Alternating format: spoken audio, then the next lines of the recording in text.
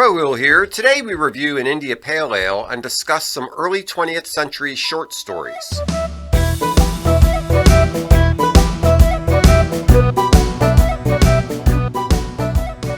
Hey, good evening, Crowhill. All right.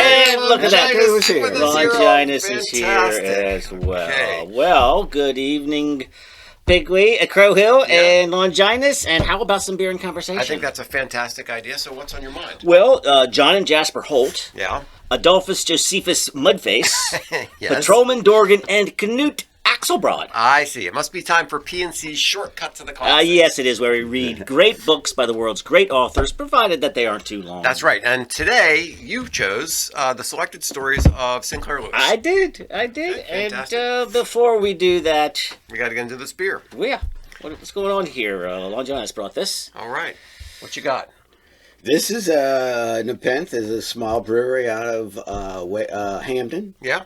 in Baltimore, and it is I think it's a hazy IPA. Is that right? That's right. Looks It kinda looks hazy. kind of hazy. It says Space Jellyfish. It's Space Jellyfish, yeah. Which sounds like something from H.P. Lovecraft or something. Yeah, I It think kind of it's- looks like yeah. that, too. Yeah. And all of the beers have those types of names and those Yeah. types of The graphics are graphics on it. Yeah. And, but I think it's very it's a good heavy beer that is sort of sweet, and I think it tastes good. That's 7%. It does have that, hazy beers sometimes have that sort of mouthfeel that you feel like you're getting a piece of bread. Yeah, you know? yeah. And it's got a little bit of that going on. It says double dry hopped with Okay. Galaxy, Muteca, and Simcoe. Okay. Yeah, I like it. Tastes good. That's good. Yeah. Coming in at 7%. Right? 7%. All right. And whoever does this art, that's pretty interesting art. Yeah, that's great. I mean, I wonder who the artist is who does that. It's anyway. Yeah, so look them up if you're in the Baltimore area, Nepenthe. Do you know if they distribute? I don't Yeah, know. I think they do. I mean, we mean beyond the Baltimore area? Beyond the Baltimore area, yeah. I'm not sure. I'm not sure. It'd be worth checking into. All right. Well, keep them coming. Is it Nepenthe or Nepenthe? I think you pronounce the E on the end. You think so? I think so. Okay. Yeah. It's like a Greek word. Yeah. Well, it means, what did you say? Some sort of elixir of the gods. Elixir, yeah. But it's also, it's something like that cures melancholy. Yeah, Something okay, along that those sounds about lines. Yeah.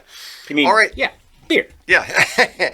All right. So Sinclair Lewis, what do we know about this guy? So Sinclair Lewis, American writer from the Midwest, from Minnesota. Okay. From Sauk Center, born 1885. Yeah. Died in 1951. Mm-hmm. And, so he came from Middle America, small town Middle America. So And brings that perspective. And unlike many of our authors, he actually went to school. He went to Yale.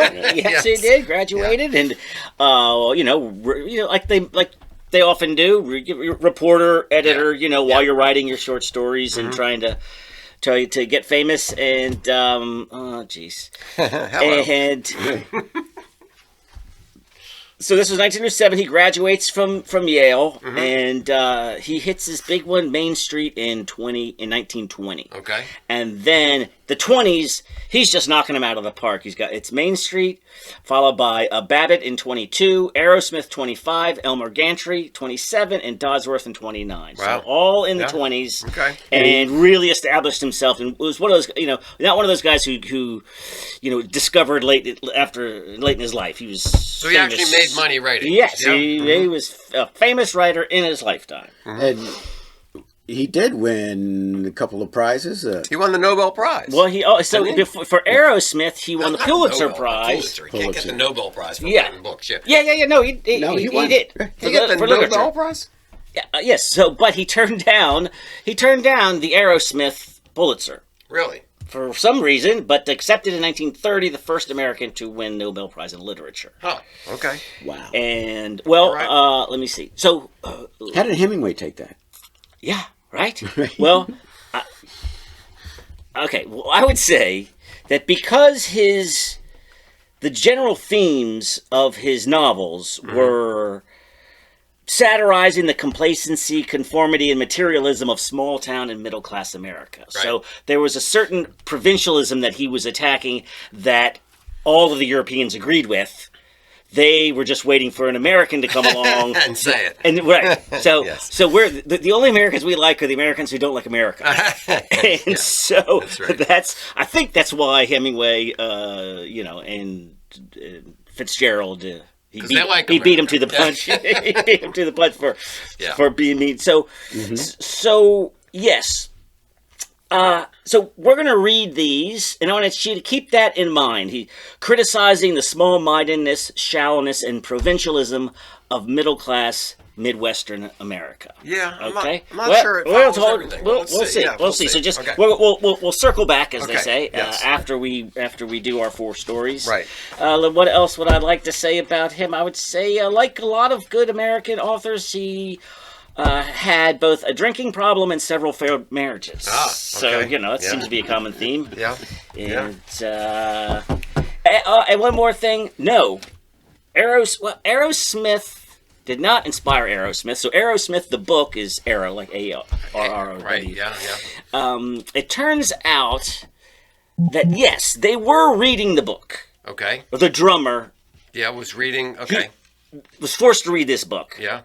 He liked the name and was just fooling with like graphics, Oh. changing the spelling to I see. Arrow. He just sort of liked the sound and the thing, so it was not inspired by the book, except for the fact that the word itself Okay. came to mind. So And how American can that be? There we go. yes, so there's nothing, because I was like, I could imagine like a band called like Clockwork Orange. It's like I can't imagine a bunch of 70s high school kids in the early 70s inspired by Sinclair Lewis. Sinclair Lewis, yeah, it doesn't seem very like Yeah, it. there was the Boo Radleys.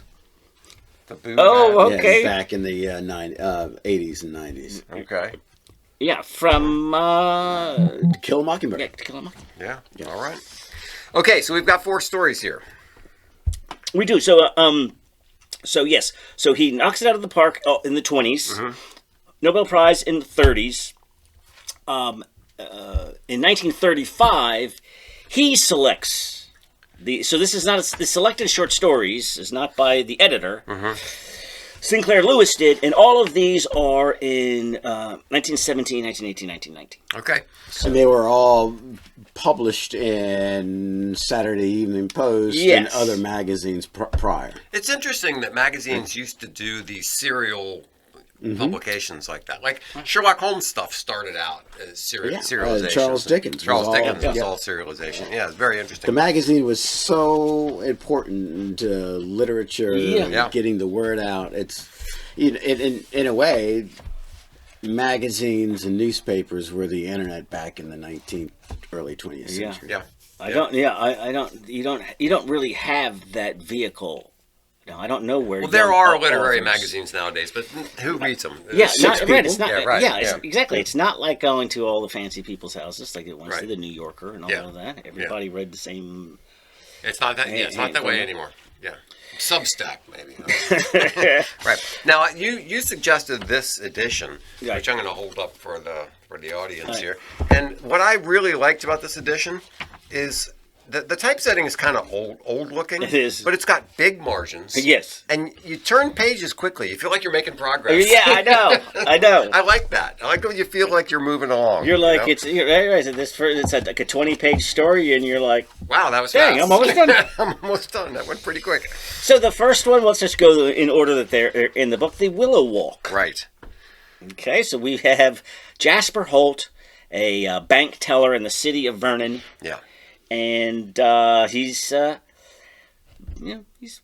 living his life. He is the best actor in the community theater, which may come into the story. And you see him buy chocolates in a box that looks like a bound volume. Yeah, do you remember when I was a boy at Christmas time, we would always get these things that looked like books that you would open them up and they had, what are those little round candies?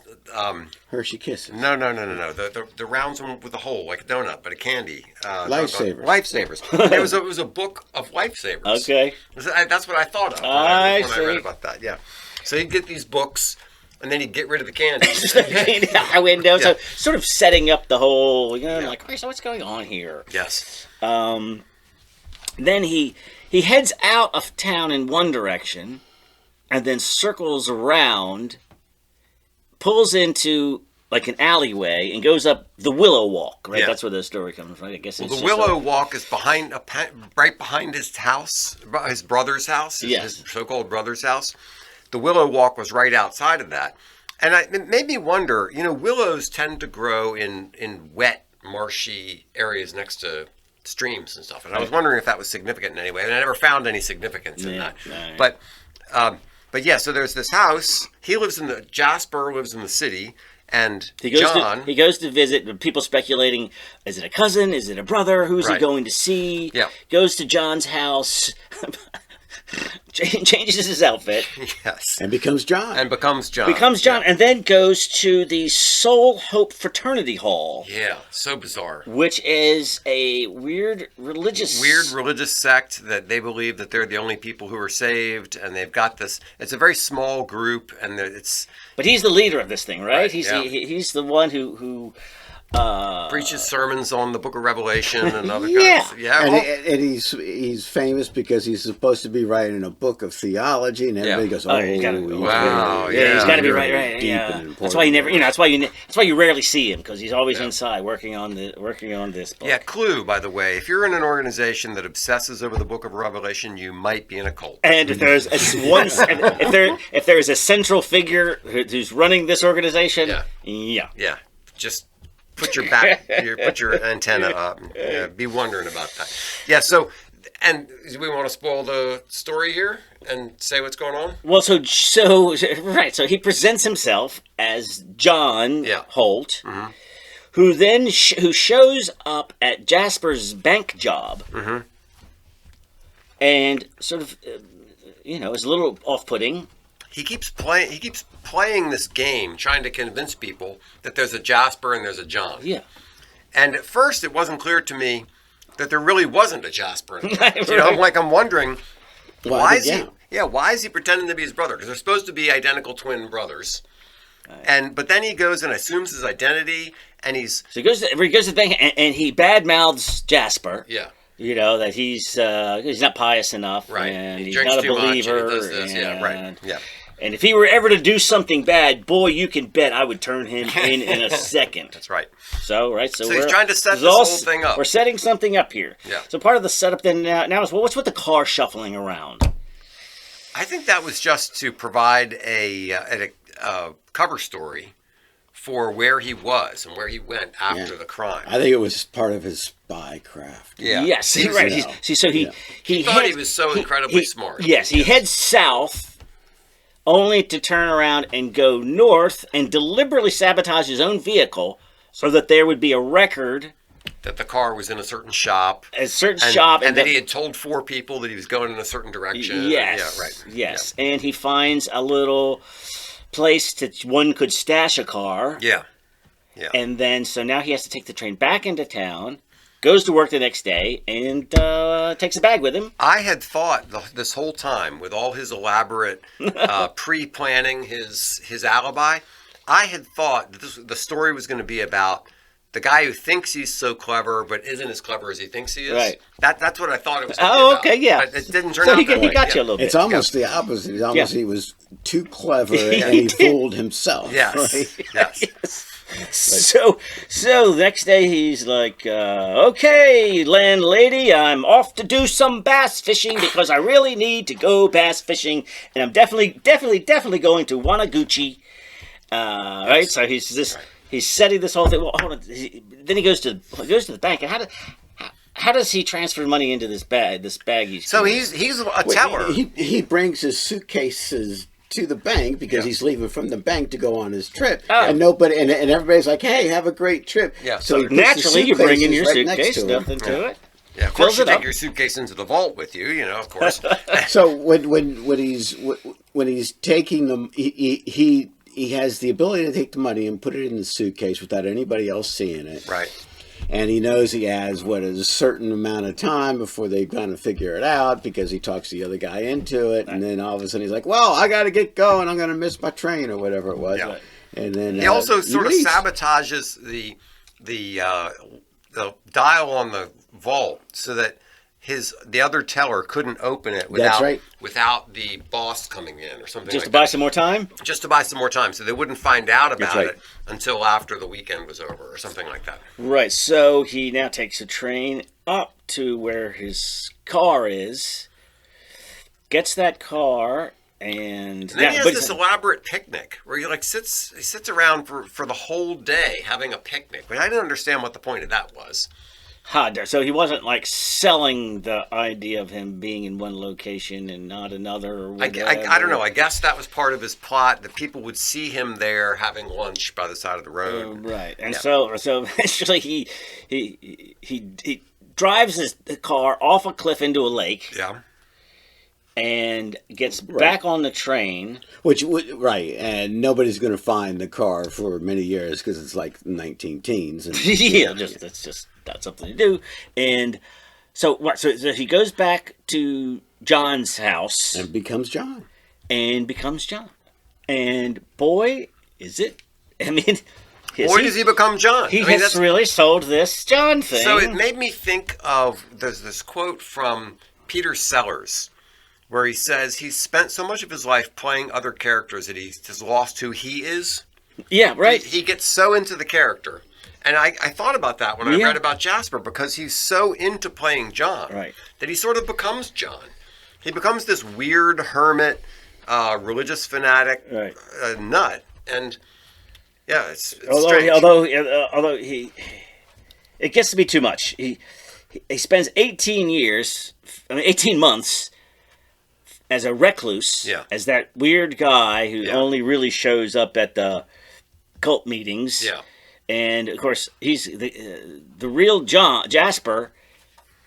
Does enjoy a little drink and a little smoke, and so he's got to abstain from all of that. Yeah.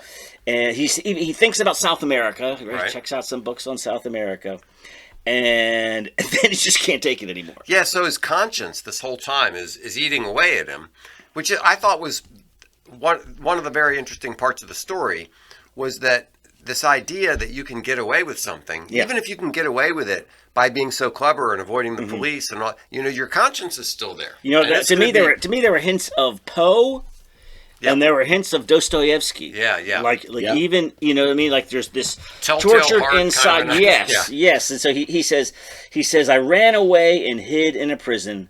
Man isn't caught by justice; he catches himself. Mm-hmm. And so he bursts out of the Soul Hope Hall, calls them all a bunch of names. Almost confesses to the crime. Right. Yeah. Then he goes home, and all of his fake books are on the ground. So, why are his fake books? That was the one element of the story that I thought was not well done. I thought he should have given the reader some reason to think that someone was onto him. Exactly. Or that there was somebody in the neighborhood who was breaking it. That was just too convenient. That he comes home at that time and all of his money is gone. That was. But how did the he says that for a reason. Yeah. He says what? He writes into the story the stealing of the money for a reason, because what is it, the next day or a few days after, he goes to the bank and confesses. Yes, because he has nothing. He has $6 or something. Right. So he was already cracking. Yeah. So it wasn't that the lost money made him crack. He was already clearly cracking. Yeah. Now the money is gone. Yeah. Now forget it. Yeah.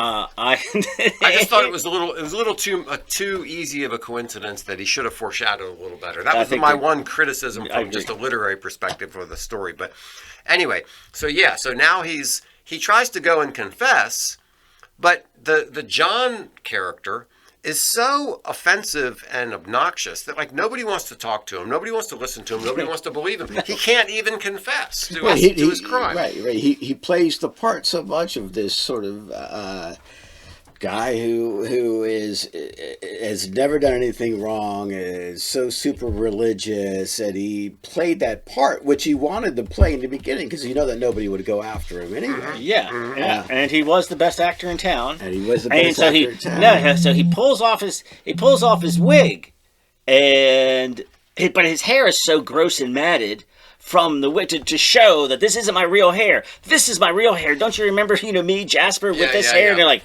not really. No, so he's like aged. And... Right, it's like gray, balding. And apparently the idea is maybe that the worry and his conscience bothering him has aged him so much that he doesn't look like himself. And then he tried the signature, the handwriting, and that didn't work. And then finally he says, "What can I do to convince you that I stole the money?" Yes. And he says, "Well, give me back the money." And all of a sudden he goes in his pocket and says, "I have $5.97 for you." Right. Yeah. So the guy's like, "All right, we're not gonna throw you in jail." But and so what's the last line? Well, he ends up. Thank you, sir," said John Timmersley. "Where are they?" He's going to go work at.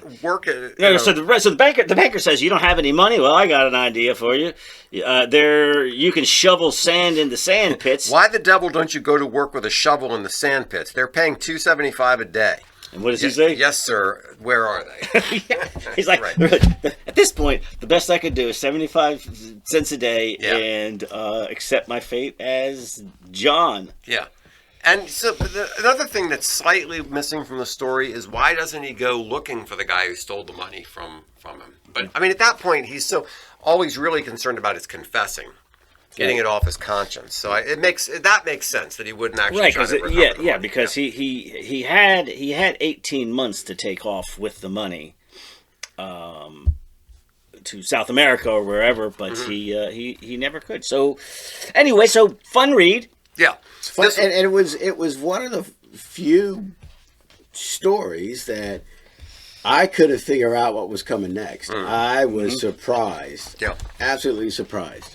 This was my favorite of the four we read. Yeah. I think mine too. Yeah. I don't know.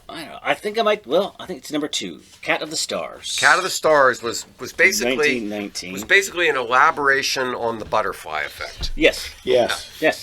Exactly. Here, do me a favor. Read the first. The opening is fantastic. If you want to set up all right, where is this story going? Yeah. I just thought this. I love the first paragraph. The fatalities have been 3,291 to date, with more reported in every cable from San Culliquin. But it is not yet decided whether the ultimate blame is due to the conductor of Car 22, to Mrs. Simmy Dolson's bland selfishness, or to the fact that Willis Stodeport patted a sarsaparilla-colored kitten with milky eyes. Okay, see, this is great. You're like, all right, that's a great. So you've got 3,000 deaths. You've got an exotic location. You've got 3 who knows who these people are. Right. I just think it really sets up this for the reader. Like, all right. Starting at the end. Right. It's like I'm going to give you the conclusion, and now everybody's excited. Let's figure out how he got there. Yeah. And so that way they do. So it goes back to the beginning, and there's a. Yeah. He says, yet such is the strange and delicate balance of nature. With the lightest tremor in the dream of a terrestrial baby affecting the course of suns 10 million light years away, that the patting of Adolphus Josephus Mudface has started a vicious series of events that will be felt forever in star beyond mounting star. So where are you there? I love it. He points to these historical events, like really compared to this. Napoleon, Napoleon, the Romans versus Carthage. Right. No, that doesn't matter. Yeah. Patting this cat is what set off a series of events that you will never know. All right, so we've got Mrs. Simmy Dolson, who stops to pet a cat. Yeah. Named Adolphus Josephus. No, it's the kid who stopped to pet the cat. Right. Yeah. The kid is with the cat, and then she misses dawdles, her boss. And she dawdling about the thing. She causes the bus to be late. The bus to be late because they see her coming. Yeah. And so everybody. She's the old lady running after the bus. Wait for me! And right. So how does this cascade? What is the next thing that's the bus affected? is late, and then who's Mr. McGee? Oh, he's the one getting the haircut. Right. Mr. Yeah. Discopoulos, Oh no, the no, local yeah. the barber, he was standing there going, I really need to get home. Yeah. Forgetting that it's his wife's birthday. But because the bus is late, he decides to go play poker and get drunk. Yes. And he wins money. He spends it on booze. If the bus wasn't late, he would have got on it. Right. But because it was late, he's like, the temptation was too much. I'm going out he with went, he went out and played poker and then bought a pint of rye.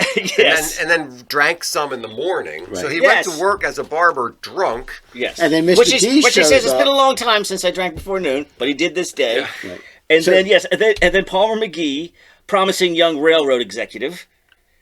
He's getting on a train to go to New York to have a job interview, and he decides, well, I'll go ahead and get a haircut. So he goes in, gets a haircut, but the guy screws up because he's drunk. Yes. And gives him sort of a weird punkish haircut, type of Yeah, right. It's like shaved all the way up the back. But he had seen a guy on the street with a very similar haircut. So when he screwed up the haircut, he was like, well, I could just give him that guy's haircut, which is like, sounds like it's like the whole back of the head is like shaved up to the crown. Yeah.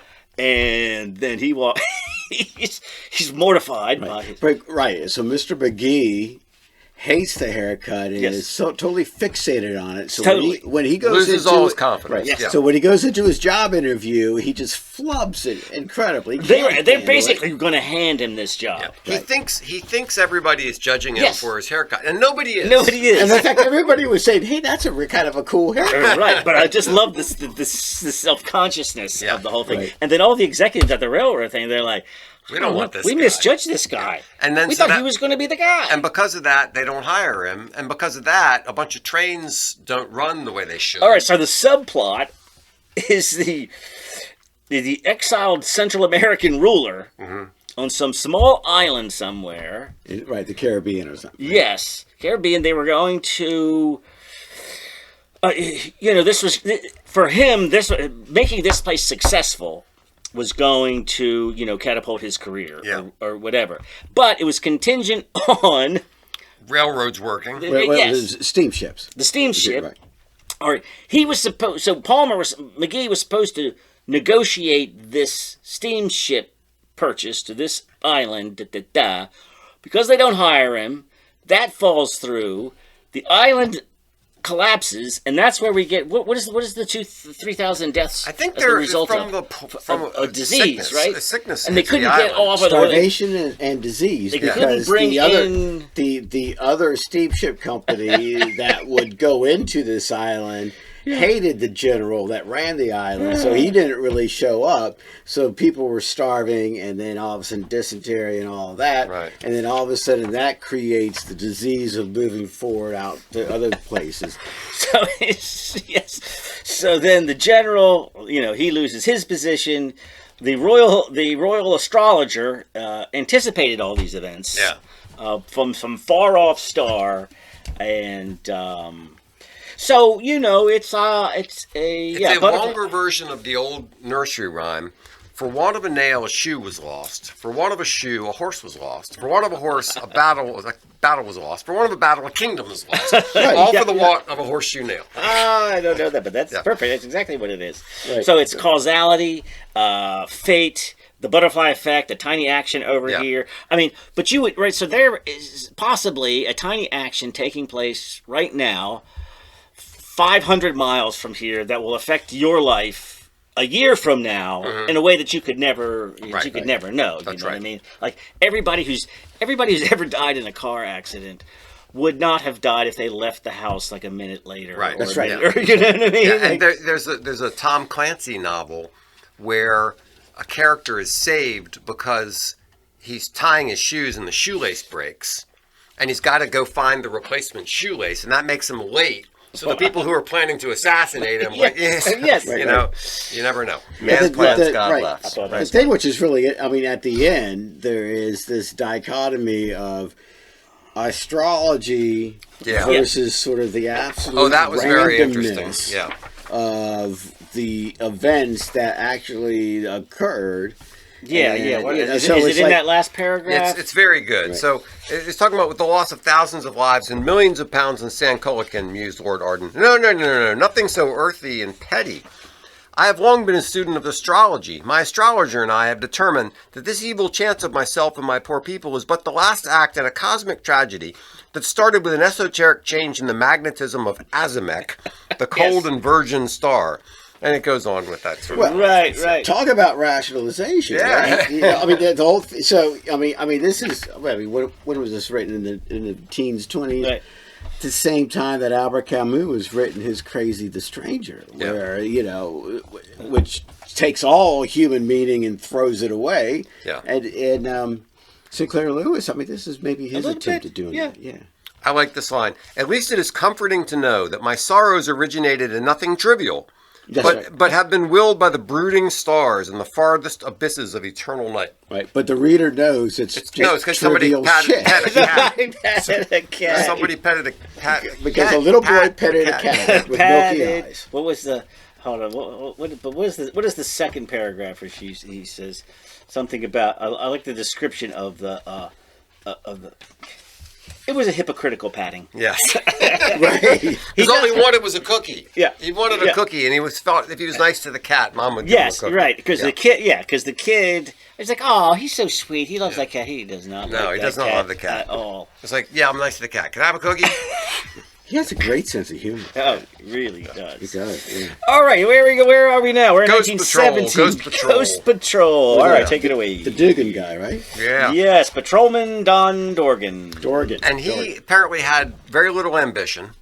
And when other patrolmen were advancing, he was like, no, I like my patrol. He could have been a captain or whatever, but he liked being on the street, and he was good at it. Yeah, and he liked working with people, and he liked helping the young people. Like there's a young couple, like young lovers that he wanted to help out and make sure that they got together. And like he was out there he would go and check and make sure doors were locked when they were supposed to, He didn't just want to lock people up. He wanted to, community policing and it was a policeman at his part of the community. Right. And, he didn't want it. He didn't that want gave it. him so much meaning. He didn't want an office job. That's right. But and he didn't want to arrest the drunks. He said, "Look, just go sleep it off over there," and then here's a nickel. After 35, 44 years. 44 years. At 44 years. Well, this is taking place at 44 years, and then when his 45th comes around, it's forced retirement. Right. He's got to go.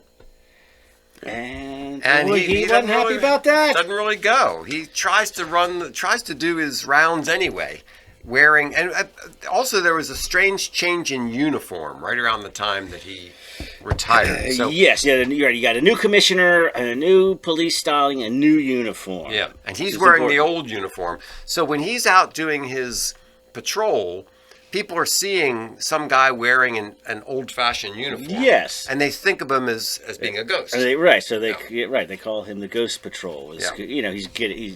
He's gray. He's lost his sense of purpose. Well, that was clearly his only sense of purpose. Right. There's no family. There's no anything. Yeah.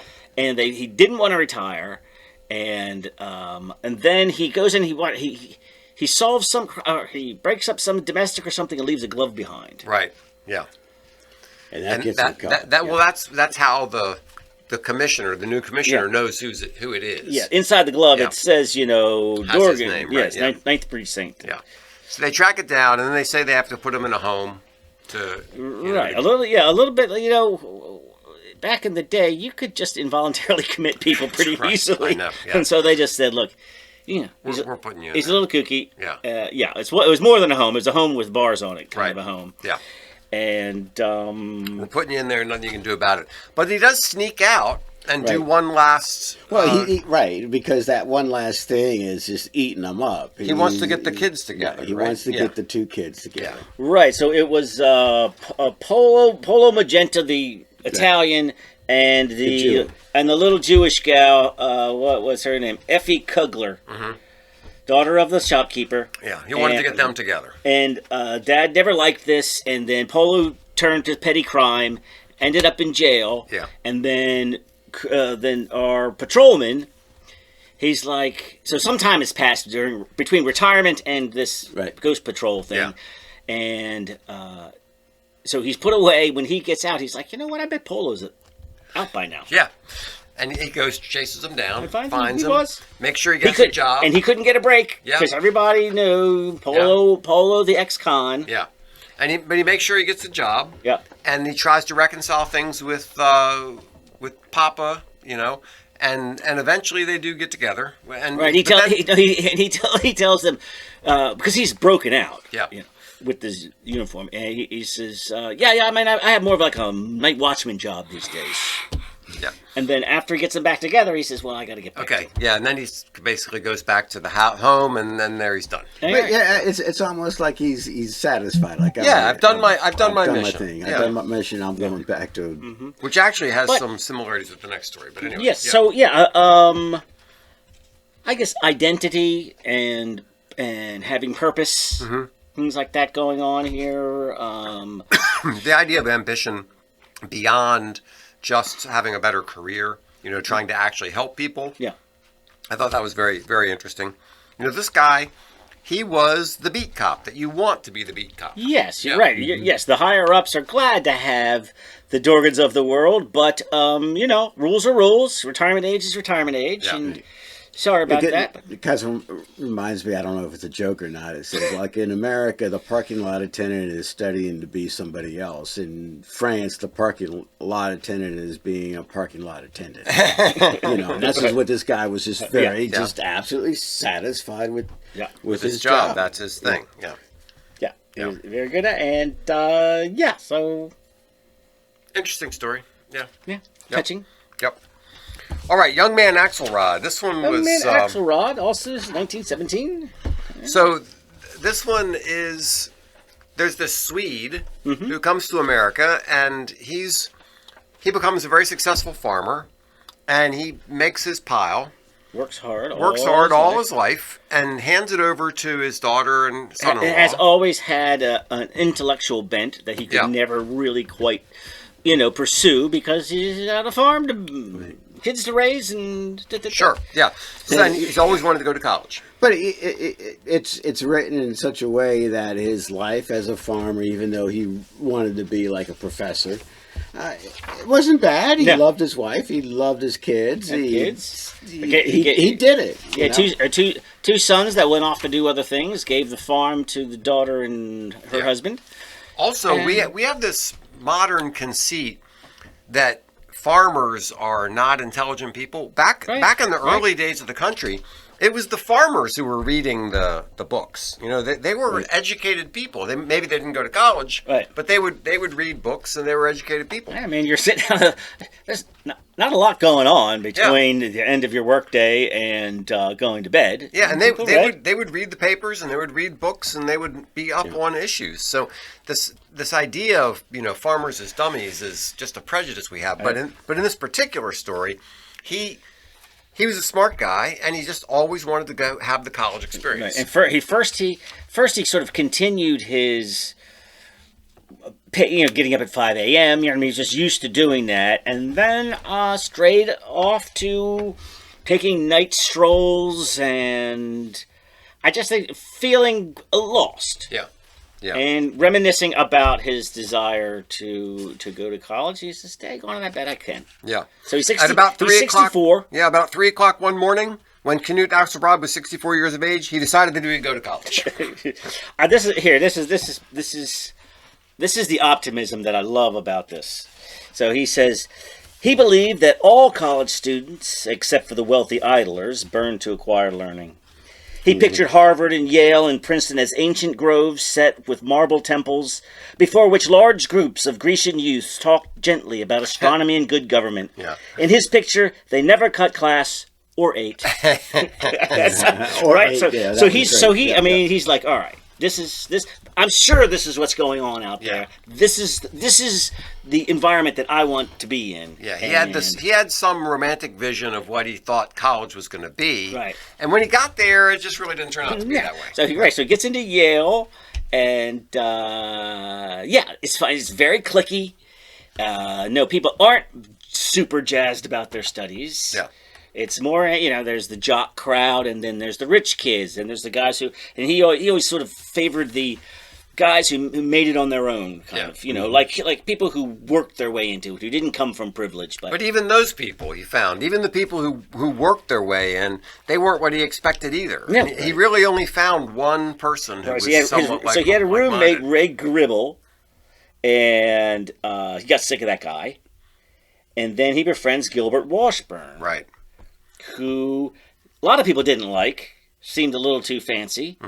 But he actually was that guy who was into, French literature. Yeah, and not just studying what he was studying in school, but also going out and listening to plays and doing other kinds of things. And that was what he thought college should be. Right. And Gilbert says to him, he says, "We ought to know each other."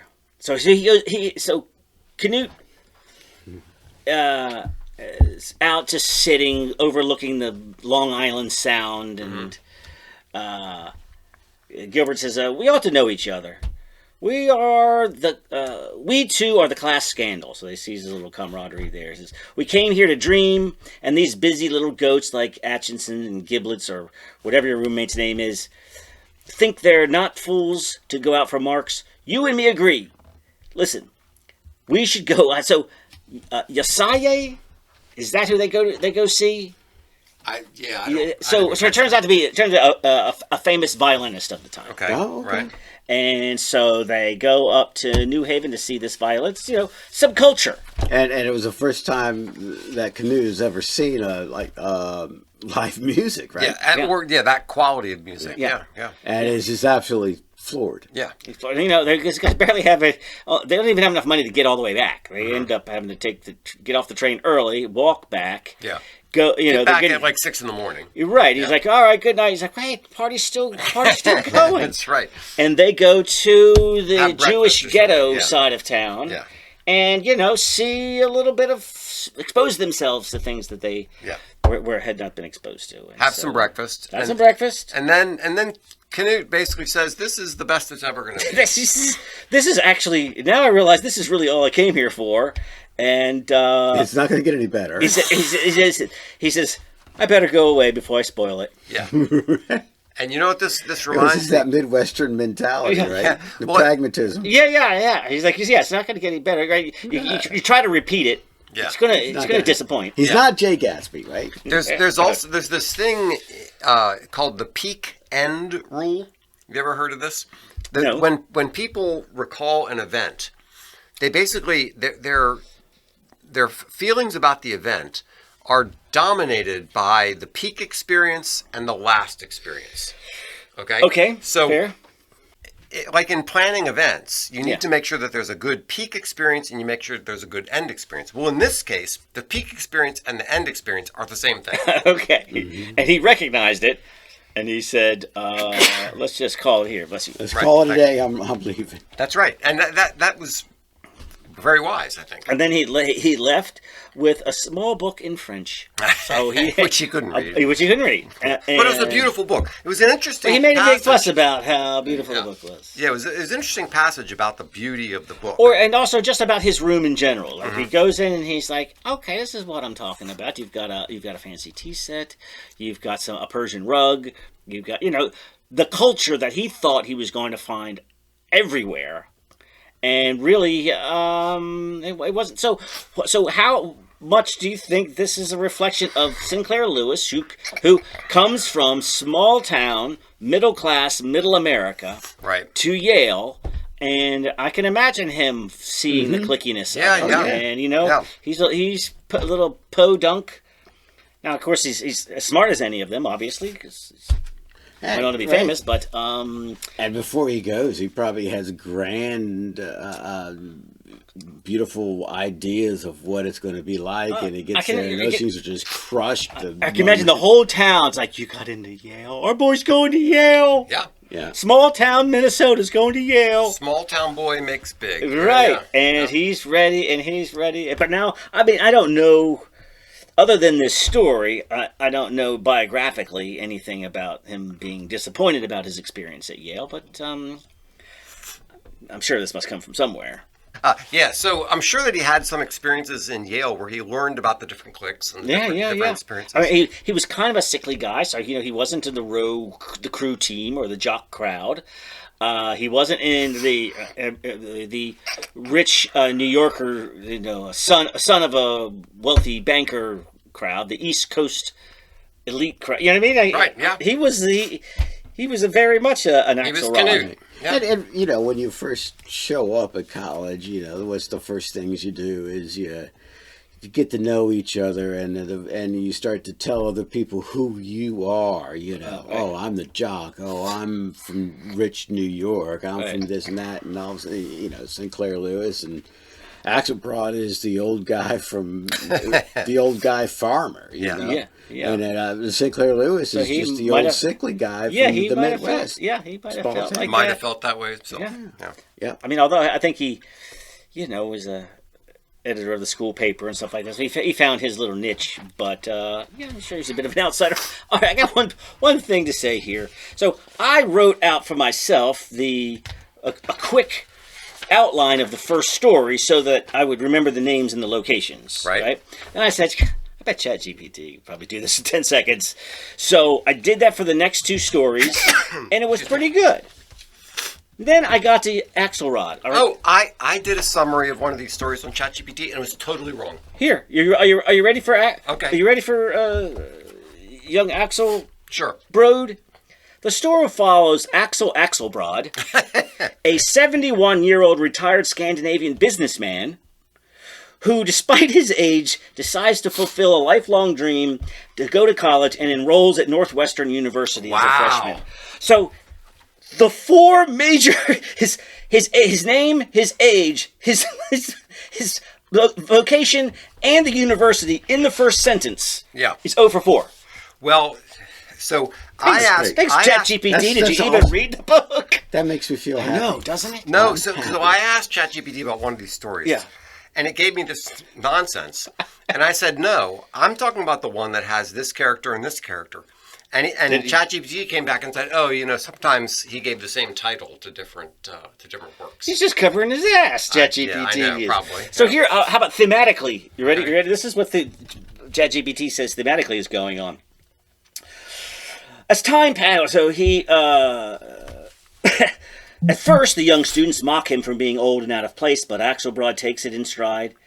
He delights in lectures, books, and campus life with genuine enthusiasm, relishing the chance to learn what he missed in his youth. Does any of this sound like the story? No. He says, as time passes, students' ridicule softens into respect. His earnestness, humor, and love of learning win them over, and he becomes a symbol of how education and youthful spirit aren't bound by age. Totally in the end, young Axelrod is a warm, humorous, and gentle satirical tale about second chances, the joy of intellectual discovery, and the idea that it's never too late to begin again. Yeah, totally wrong. It's so wrong. I mean, but it's kind of, you know what it is? It's like, if you read the back cover of a book and you just came up with something like you thought that maybe your teacher would buy, like nice and vague, and you're like, all right, so it's old guy goes to school, I bet it's something like this. ChatGPT, you didn't even read this dang thing. Or didn't understand it or something. Yeah. So be cautious using ChatGPT. Oh, gosh. Now, about Lewis, he's not really taught that much. And he doesn't have the legs that a Hemingway or a Fitzgerald. Mm-hmm. I think the deal is that he was so good at defining his age that it didn't quite transcend the age the way that the others write. It's like, it's such a great picture of the time, but it doesn't. But it's kind of confined to that time. Yes, it doesn't necessarily have the universal themes that the other writers, can transcend the time. It does a very good job of describing what's going on in the 20s. Now, what's interesting? I read Babbitt and I read Main Street. I don't remember any mention of Prohibition. Which maybe I just wasn't paying attention, but I can't imagine that would not be front and center in the mid-20s. Like drinking or not drinking or whatever, people's attitudes or people hiding. I mean, it's not like a non-event of the 20s. It characterizes the 20s in a way. Yeah, I don't know. Well, I wonder if in small town America, prohibition wasn't as big of a deal. Maybe I they're like, don't know. I don't know. Maybe they're like, well, nobody's really drinking around here anyway. I know Baltimore was just absolutely pissed off and sort of like gave everybody the finger and kept on drinking. Wet City? Yeah, Wet City. Yeah. Well, and there were a lot of ways to get around it. There were a lot of things that would be sold to people. Like, here's a cake of yeast. Be sure not to add this to a bunch of grape juice because it might make wine. Like if you put this much of this in with this much you grape wouldn't want that. You wouldn't want that to happen. And there was also medicinal alcohol where you could go to the drugstore and pick up pints of whiskey. Yeah, right. And then you had the government poisoning the other alcohol. But that's enough. Totally. So, all right. Criticizing small-mindedness, shallowness, and provincialism as... I'm not getting it. I'm not either. How about with Babbitt and Main Street? Did you see it? You saw it. Now, there was a touch of it in Young Man Axelrod in terms of the reaction of the town to Axelrod. There is some of that, just a little bit of that. You know what? I got that when he started walking around at night. Yeah. And like, we're just breaking... They knew who he was because he always did the same thing. Yeah. And now him not doing the same thing all the time, they're like, what's going on? This guy's off his rocker. Yeah. Like, well, he's just changing up his... But that's the only place that I saw any hint of that. Yeah. But I would see that happening in the city, in the suburbs, in any place. Of course. So I did the same thing when we read Cheever. I read like a generalized description of his biting... satirizing of the suburbs, and then we read 4 or 5 stories. I didn't get that either. I didn't think he was ripping down the suburbs. I thought he dealt with universal themes, and he set them in the suburbs because that's what he knew. That's what he knew. So there is this quote that will go along with this theme. Any rural community, from Todd Center to Seringapatam, is resentful of any person who varies from its standard and is morbidly fascinated by any hint of madness. The countryside began to spy on Knut Axelrod. Yeah. Okay. So there you got it. I mean, that's all, but that's it. Yeah. And that pushes the story together, right? I mean, it pushes the story further on along. And I think he didn't want to continue to be that same guy. He really wanted the adventure that he, dreamed of as a kid or as a young man trying to make it in America. Yeah. I think that's really one of the things of a master writer is to take the generalized themes and poke holes in them and say, hey, this is a lot more complicated than you really think. Yeah. And it makes you think about things. Yeah. Well, this was my first experience of Sinclair Lewis, and I thought it was interesting. I as I said before, I liked the first one best. Right. But they were all interesting, and I'll probably read the rest of these. Yeah, I think. I agree. I think that it's worth checking out these others. Now, I don't know if you ever saw the Burt Lancaster film Elmer Gantry. No. Where it's the traveling preacher, right? The revivalist, right? But it's not entirely scathing hypocrite. There's a gentle treatment and a question of whether or not he believes it. How much does he believe it? How much damage is he doing? You know what I mean? It's not just a cynical hypocrite taking advantage of other people. It's a much more nuanced and tender telling of that story. Yeah. Lancaster nails it. All right. So, okay. Very good. Lewis. Cheers. So, everybody read up some Sinclair Lewis. All right. Thanks so much for listening to Beer and Conversation with Pigweed and Crowhill. Remember to visit us at pigweedandcrowhill.com or send us an email at pigweedshow@gmail.com.